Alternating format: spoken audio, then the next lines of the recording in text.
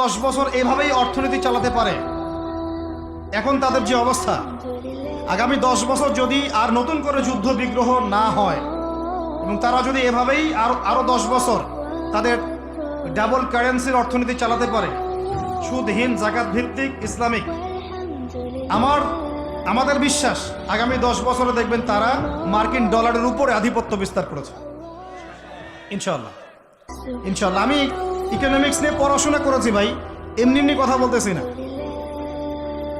অনলাইনে যারা আপনাদেরকে এইসব তালগোল মার্কা কথাবার্তা বুঝায়, যে কাগজের টাকা নিয়ে উল্টাপাল্টা কথা বলছে, ইলেকট্রনিক মানি নিয়ে উল্টাপাল্টা কথা বলতেছে, বিটকয়েন ক্রিপ্টোকারেন্সি নিয়ে কথা বলতেছে উল্টাপাল্টা, ভাই এগুলো আমরা জেনে বুঝে কথা বলতেছি, জেনে বুঝে পড়াশোনা করে এগুলোর উপর আমরা থিসিস করেছি ইউনিভার্সিটিতে, এগুলোর উপরেই।